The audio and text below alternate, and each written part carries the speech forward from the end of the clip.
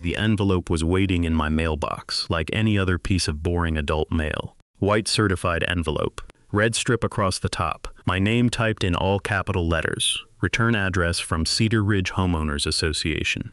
I almost left it on the kitchen counter until after dinner. That is how normal the day had been. I had come home tired, carrying groceries in one hand and my work bag in the other, thinking about whether the chicken in the fridge was still good and whether I had remembered to put the trash bins back behind the fence. In Cedar Ridge, a visible trash bin could earn you a letter faster than a broken streetlight could get repaired. I opened the envelope standing at the sink. 3 seconds later, I forgot about dinner. At the top of the page, in bold letters, it said, "Demand for immediate payment notice of intent to foreclose association lien." Then I saw the number, $80,407.30. For a moment, my brain refused to understand it. $80,000 from my HOA. The letter claimed I owed Cedar Ridge for architectural violations, unauthorized driveway expansion, nuisance storage, landscaping restoration, legal review fees, daily penalties, administrative enforcement charges, late fees, interest, and something called an emergency compliance surcharge. I read it twice, then a third time. My hands went cold. I had owned that house for 8 months. 8 months I had never skipped dues. I had never received a hearing notice. I had never been told. I owed anything close to that. When I bought the place, the closing package included a resale certificate from the HOA management company, saying the account was clear except for a small transfer fee and the next quarterly dues. No lien, no massive balance, no pending foreclosure, and now Cedar Ridge was giving me 10 days to pay more than my annual salary, or they would record and enforce a lien against my home. At the bottom of the demand letter was the signature of Evelyn Price, HOA president. Evelyn had a reputation in Cedar Ridge. She smiled at board meetings like she was welcoming you into a community, and sent violation letters like she was prosecuting a war. People lowered their voices when they talked about her. They joked about Evelyn's clipboard, but nobody really laughed. I called the management company immediately. The woman on the phone sounded bored. She said, "The board has already voted. You'll need to submit certified funds." I said, "For $80,000? I don't even know what this is," she said. "The ledger speaks for itself." I asked for the ledger. She said it would need board approval. I asked for the notices. She said they had been sent. I asked for the hearing record. She said legal had reviewed the account. Then Evelyn called me herself that evening. Her voice was calm, almost gentle, which made it worse. "People who buy into Cedar Ridge agree to obey our rules," she said. "You inherited a problem property. The prior owner played games with this association for years. We are not going to let you continue that pattern." I told her I was not the prior owner. She said, "The house is the leverage." Now that sentence changed everything. Not the home, not the property, the house leverage. I did not sleep that night, but I also did not write a check. The next morning I hired an attorney, and within 2 weeks, the entire $80,000 demand collapsed into something far uglier than a mistake. Cedar Ridge had mixed old fines from the prior owner into my account. They had backdated penalties after my closing. They had charged daily fines far beyond what their own rules allowed. They had added legal fees that did not match invoices. They had threatened foreclosure with a lien that had not been properly recorded. Worst of all, their own resale certificate said the account was clear when I bought the house. My attorney took the case to court. The judge did not just stop the foreclosure threat. He ordered Cedar Ridge to produce its records and restricted access to part of the HOA's operating account until the accounting was reviewed. The neighborhood called it the bank freeze. Evelyn called it an overreaction. The judge called it protection from further harm. By the time the audit finished, my fake $80,000 fine was only the beginning. Other homeowners had been charged hidden balances, inflated legal fees, and prior owner penalties they never should have paid. Evelyn lost her position. The management company lost its contract. The lien was released. Refund checks went out, and the same HOA that tried to use my house as leverage had to explain why a homeowner's closing documents proved they had lied. I was not looking for a fight when I bought the house in Cedar Ridge. I was looking for quiet. That sounds simple, but it took me a long time to get there. I had spent years renting apartments where every wall had someone else's noise behind it. Upstairs neighbors, parking disputes, lease renewals, rent increases, and maintenance requests that disappeared into some online portal nobody checked. I wanted a garage, a small yard, a place where I could plant a tree, and to know I would still be there to watch it grow. Cedar Ridge looked like exactly that kind of place. Tree-lined streets, brick entrance sign, small lake near the clubhouse, walking trails, neat mailboxes, kids riding bikes in the evenings, houses far enough apart that you could breathe but close enough to feel like a neighborhood. The listing described the community as well-maintained and professionally managed. At the time, I thought those were good things. The house itself was not perfect. It was a 2-story home at the end of a quiet cul-de-sac, with faded shutters, a cracked walkway, and a driveway that had been widened a little on one side with pavers by the previous owner. The backyard sloped toward a stand of pine trees. The kitchen needed work. The deck boards were aging, but the bones were good, and the mortgage was just barely within reach. If I kept my budget tight, I wanted that house badly enough to read every closing document twice. I had a title company, a lender, an inspection, an appraisal, a closing attorney, and a title insurance policy. Everything a normal buyer is told to rely on. The HOA resale certificate came through before closing. It was supposed to disclose dues, outstanding assessments, violations, pending balances, and anything that might become a problem after purchase. It listed the quarterly dues. It listed a transfer fee. It noted a minor landscaping reminder about mulch near the front bed. That was it. No major fines, no lawsuit, no lien, no $80,000 balance. I signed, moved in, changed the locks, painted the guest room, and bought a mower. For the first few months, I thought the warnings about Evelyn Price were just neighborhood exaggeration. Every HOA has someone who complains about rules. Every neighborhood has people who think any letter is tyranny. I did not want to be that guy. I paid dues on time. I put the trash bins away. I submitted a request before replacing the mailbox post. I even asked the management company whether the driveway paver strip needed any paperwork, because it had been there when I bought the house. They never gave me a clear answer. Then the letters started. First, a notice about weeds near the driveway expansion. I pulled the weeds, then a notice saying the driveway expansion was not approved.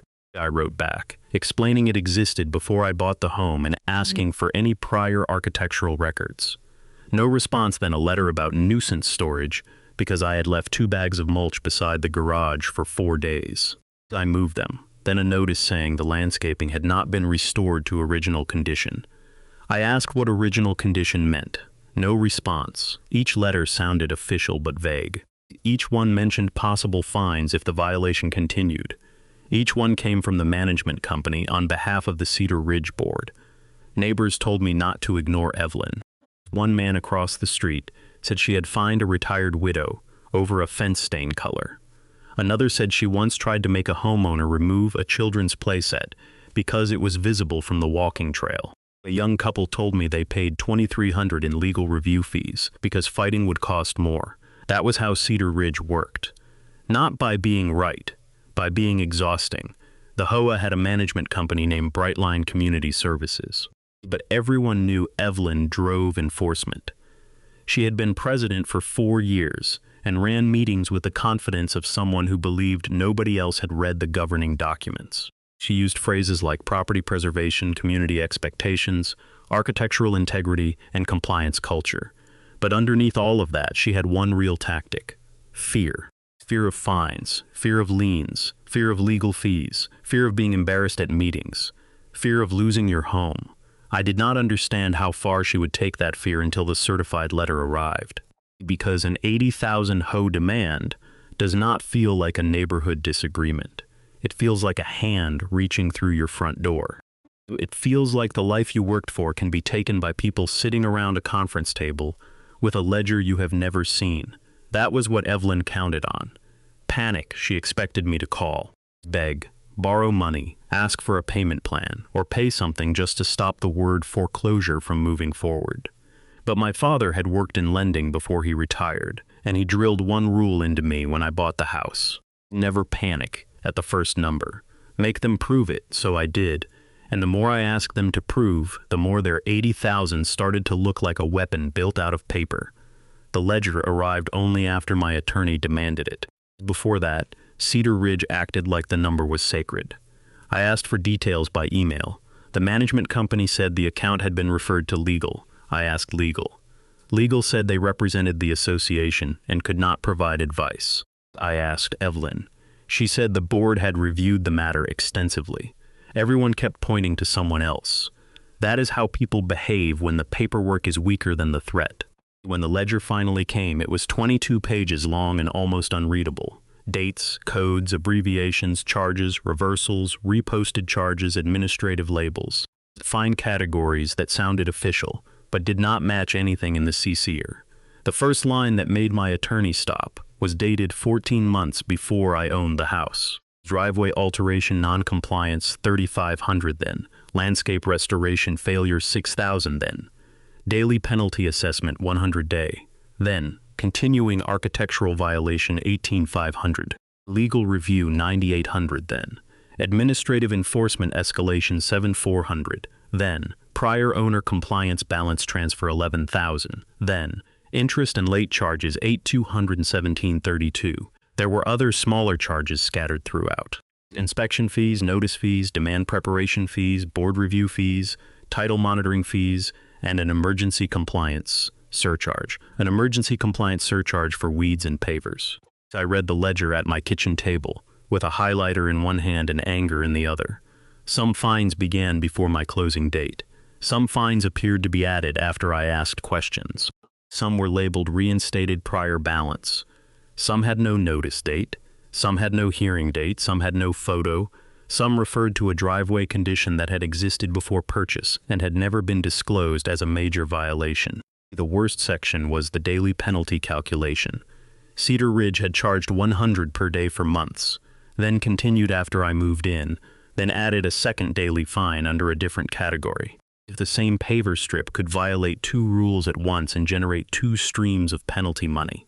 My attorney, Mara Whitcomb, read the governing documents carefully. Cedar Ridge SCCRs allowed fines only after written notice, opportunity to cure, and a hearing if requested. The fine schedule capped certain continuing violations. Legal fees could be recovered only in valid enforcement actions. Prior owner balances had to be handled through proper disclosure, recording, or closing settlement depending on the type of charge. The ledger ignored almost all of that. Then Mara found the resale certificate. That document became the heart of the case.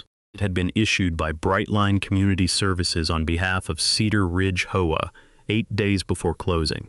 It stated that the account was current except for routine dues and a transfer fee. It listed no outstanding enforcement balance above the minor landscaping reminder. It listed no pending lien. It did not disclose ongoing daily fines. It did not disclose prior owner charges.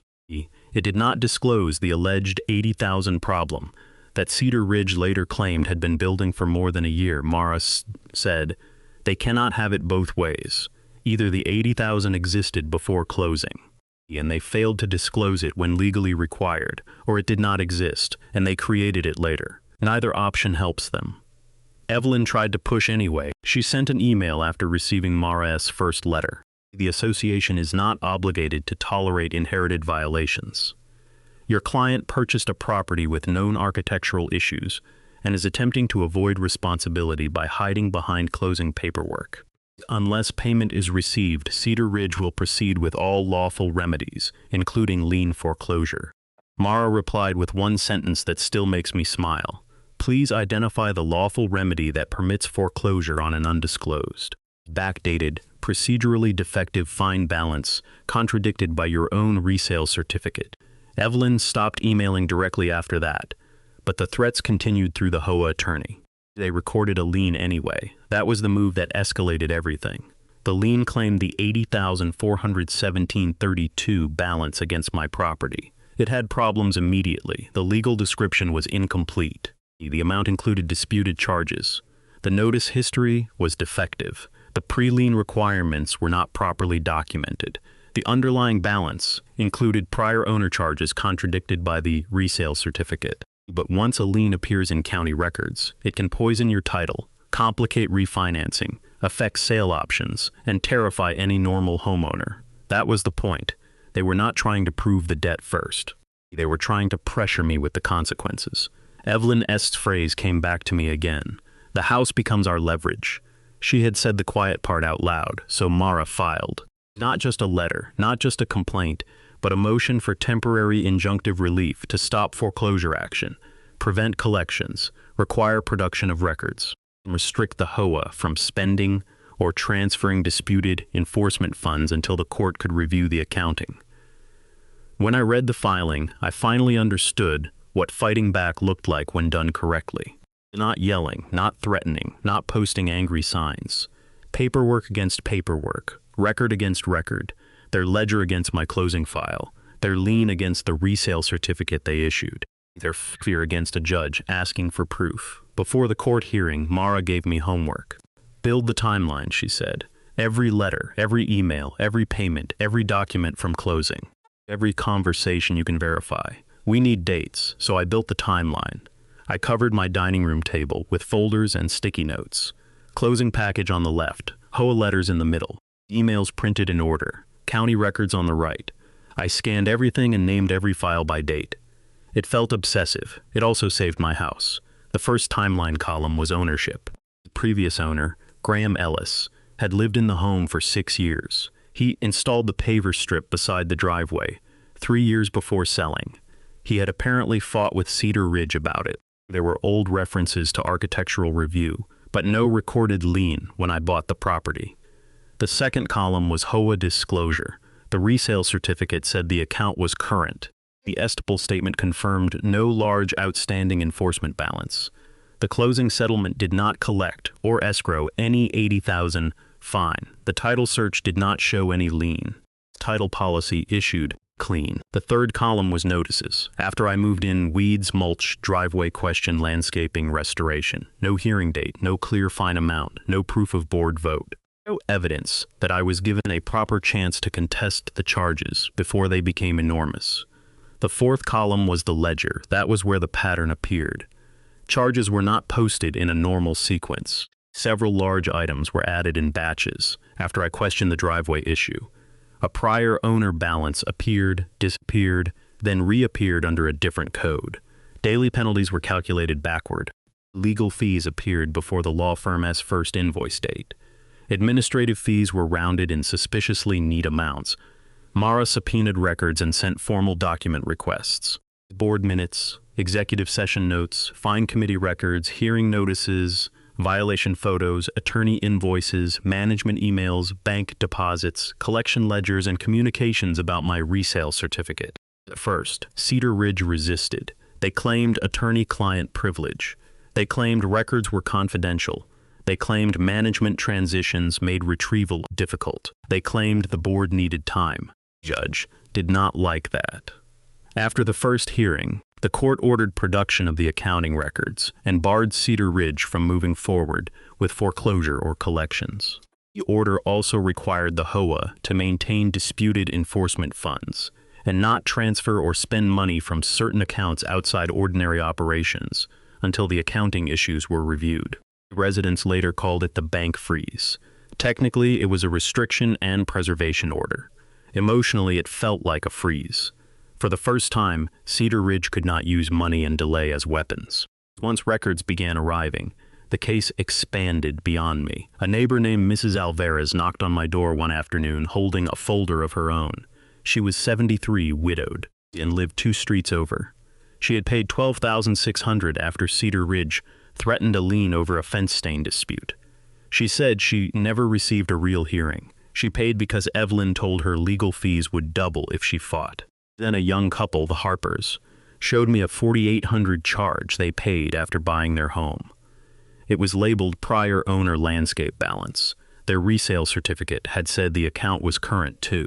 Another homeowner had paid $7,300 over a basketball hoop violation that the board later admitted was approved years earlier. A retired veteran had been charged legal review fees for letters no attorney appeared to have written. One by one, people who had been embarrassed or scared started comparing documents. That is when Cedar Ridge changed from my problem into a neighborhood scandal. Mara's accountant reviewed the ledgers and found repeated issues. Vague fine categories, missing hearing records, inconsistent caps, legal fee markups, prior owner balance transfers, and charges posted after resale certificates had been issued clean. It looked less like sloppy bookkeeping and more like a system.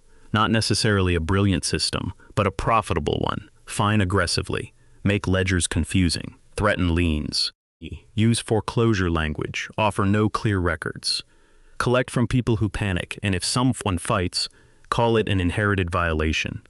Evelyn had built her authority on the belief that most homeowners would rather pay than learn the rules. She was almost right. Most people do not have time to read CCRS at midnight. They do not know the difference between a fine, an assessment, a lien, and a judgment. They do not understand estoppel certificates. They assume letterhead means legitimacy. They believe a management company would not demand money unless it had the right. That belief is what Cedar Ridge exploited.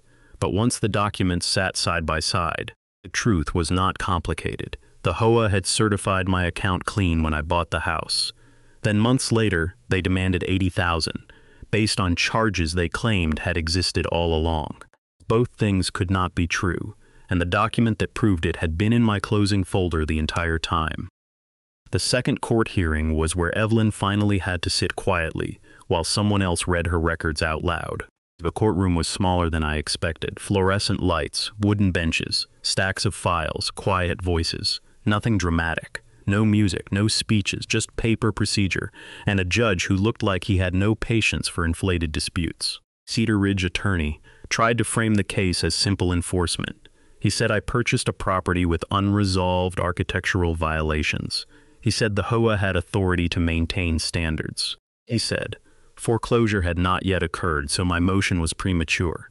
He said the association should not have its finances restricted because one homeowner disputed a balance. And then Mara stood.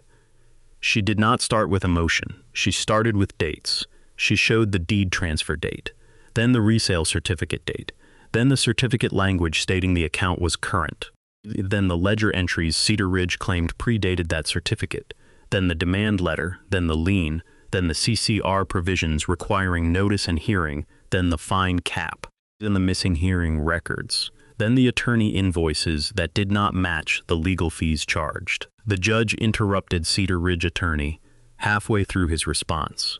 How did an $80,000 balance exist if the association certified the account clear at closing? The attorney said the certificate may have been issued in error, the judge asked. Was that error disclosed before closing? No. Was there a recorded lien before closing? No. Were these daily fines disclosed to the buyer? Not clearly.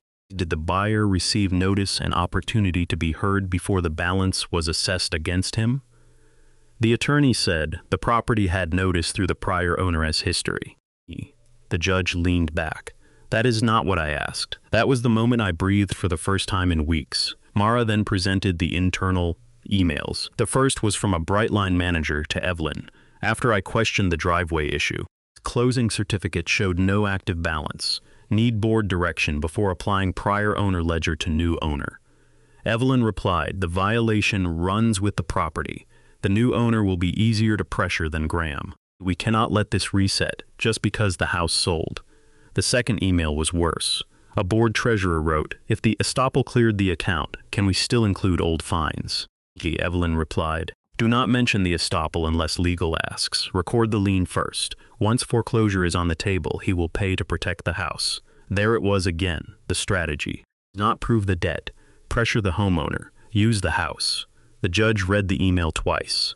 Cedar Ridge attorney looked like a man discovering his client had brought matches to a gas station. Mara asked the court to continue the injunction. Order the lien released or bonded pending final determination. Compel full accounting. Prohibit further collection activity. Maintain restrictions on disputed enforcement funds. Because the records suggested a broader pattern affecting other homeowners, the judge granted most of it. Foreclosure stopped.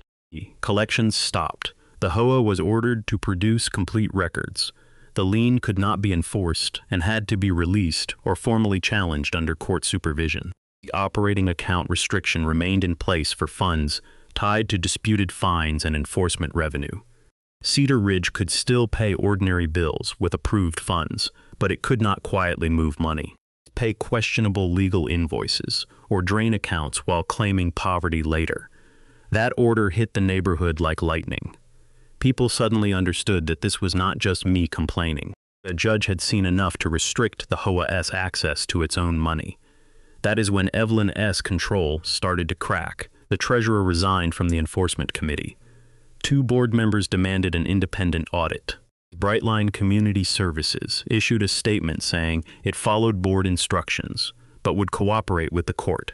The title insurance company got involved because the resale certificate and lien affected my title. The county recorder flagged the lien challenge.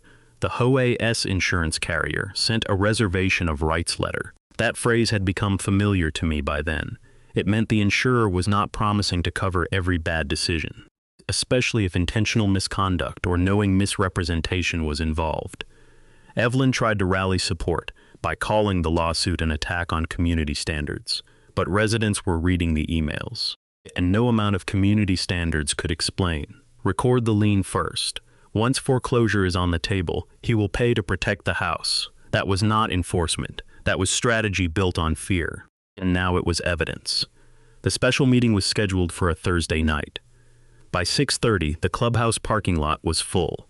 People parked along Cedar Ridge Drive, near the pool, behind the tennis courts, and along the curb where Evelyn had once fined someone for leaving a moving truck overnight. There were homeowners holding folders, printed ledgers, old violation letters, closing statements, and receipts for fines they had paid years earlier. Fear had kept people quiet. The court order made them curious. Curiosity made them angry. Evelyn sat at the front table beside Cedar Ridge's attorney, remaining board members, and a representative from Brightline. She looked polished as always, white blazer, pearl earrings, perfect folder stack, but her face was tight.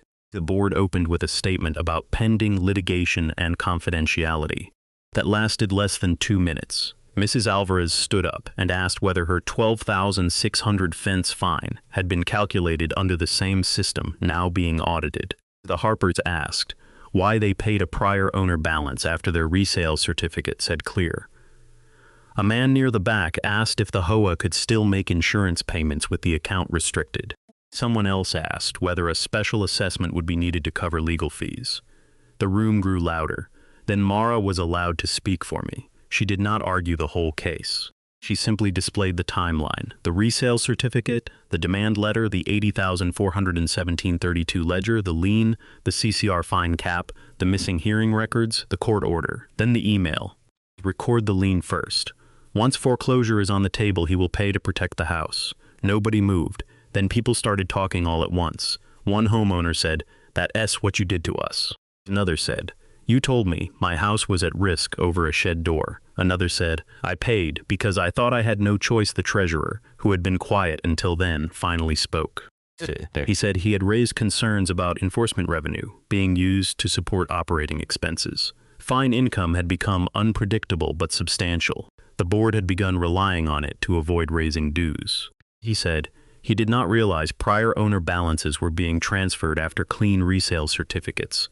Evelyn snapped that he was mischaracterizing the budget. He replied, "No, Evelyn, I am finally characterizing it." That was the first time I saw someone on the board stop being afraid of her. The independent audit report was preliminary, but what it found was enough. Multiple accounts had incomplete notice histories.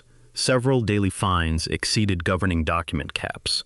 At least 5 prior owner balances were charged to new owners despite clean or incomplete resale certificates. Legal fee entries did not always match invoices. Administrative enforcement fees had no clear board-approved schedule. Some payments had been deposited into the operating account without clear allocation. The management company blamed old software and board direction. The board blamed management. Evelyn blamed non-compliant homeowners. The documents blamed everyone. A resident asked the question that ended the meeting's polite phase. How many of us paid fake fines because we were scared of losing our homes? No one at the front table answered, because the answer was no longer 0. The board voted that night to remove Evelyn as president pending recall proceedings. She tried to argue the vote was improper, but the HOA attorney quietly told her the bylaws allowed it. They voted to suspend all non-essential fine enforcement. They voted to retain an independent accountant. They voted to review every lien filed in the past 5 years. They voted to notify homeowners whose accounts might have been affected. They voted to terminate Brightline's contract after transition. They voted to create a records portal where owners could access ledgers, notices, hearing decisions, and board-approved fine schedules. Most importantly, they voted to negotiate a resolution of my case. Evelyn left before the meeting ended. For years, she had made people feel alone by sending letters privately, one homeowner at a time. That night, everyone compared letters in the same room. That was what broke the machine. Not one angry speech, not one dramatic confrontation. Shared records, shared fear, shared proof. When people realized the same language had been used against all of them, Cedar Ridge stopped being Evelyn's kingdom and became a neighborhood full of homeowners asking for receipts. The lien was released first. I remember checking the county records online and refreshing the page twice, just to make sure I was reading it correctly. Released, no active association lien, no foreclosure threat, no $80,417.32 hanging over the roof I had worked years to buy. It felt like air returning to a room. The settlement came later. Cedar Ridge canceled the entire fake balance, reimbursed my attorney fees, paid damages related to the wrongful lien and collection threat, corrected the account ledger, and issued a written statement confirming I did not owe the disputed fines. The title company closed its file after the release was recorded. My credit was protected. The foreclosure threat disappeared, but the neighborhood did not go back to normal. That was good. Normal had been the problem. The audit forced Cedar Ridge to refund or credit several homeowners. Mrs. Alvarez got back most of what she paid on the fence stain dispute. The Harpers received reimbursement for the prior owner balance. Other residents received corrections, reduced ledgers, or formal notices that old charges were invalid. The total refund amount was not as dramatic as the fear Evelyn created, but it was enough to prove the pattern. Brightline Community Services lost the management contract. Cedar Ridge hired a smaller firm with strict instructions. No fine without notice, no notice without a specific covenant citation, no daily penalty without a cap, no lien without a board vote and legal review, and no prior owner balance transfer unless properly disclosed and legally collectible. The board rewrote the enforcement policy. Homeowners had to receive photos, dates, cure periods, hearing rights, and itemized ledgers. Legal fees had to match invoices. Administrative fees had to be approved and published. Resale certificates had to be reviewed carefully because people buying homes deserved the truth before closing. Not an ambush 8 months later. Evelyn resigned from the board before the recall vote. Her resignation letter said she had always acted to preserve Cedar Ridge's values. Maybe she believed that. But preserving values does not require hiding an estoppel certificate. It does not require backdating fines. It does not require threatening foreclosure before proving a debt. It does not require calling someone's home leverage. I still live in Cedar Ridge. People ask me sometimes why I stayed. The answer is simple. The house was never the problem. The house was mine. The street was fine. The neighbors were mostly decent people who had been scared into silence by confusing letters and official-sounding threats. Once the fear cracked, the community became better than it had been before. I planted the tree I wanted in the backyard, a red maple. I submitted the architectural form too, because I am not against rules. Rules can keep a neighborhood functional when they are clear, fair and limited by the documents that created them. What I am against is turning rules into revenue, turning fines into traps, turning liens into weapons, turning a homeowner's fear into a budget tool. A few weeks after the settlement, I found the original demand letter in my file cabinet. I had kept it in a red folder with every other document from the case. I read the number again, $80,417.32. It still made my stomach tighten, not because I owed it, but because I remembered how close I came to believing panic was proof. That is the real danger of a letter like that. It arrives with formal language, deadlines, legal threats, and a number so large, your first instinct is not to challenge it. Your first instinct is to survive it. Call your bank. Call family, sell something, borrow something, pay something, do anything to make the word foreclose go away. That instinct is exactly what people like Evelyn depend on. So here is what I learned. Do not pay a massive HOA demand just because it looks official. Ask for the ledger, ask for the covenant section, ask for the notice history, ask for hearing records, ask for board minutes, ask for the fine schedule, ask for attorney invoices if they charge legal fees. Check county lien records. Check your closing package. Find the resale certificate. Find the estoppel statement. Call your title company.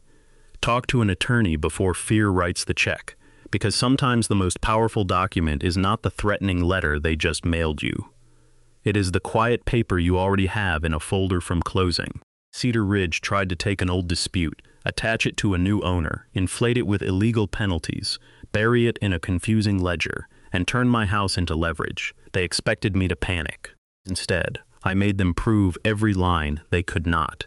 And when they could not, the same court system they tried to use against me became the thing that stopped them from touching their own enforcement money until the truth came out.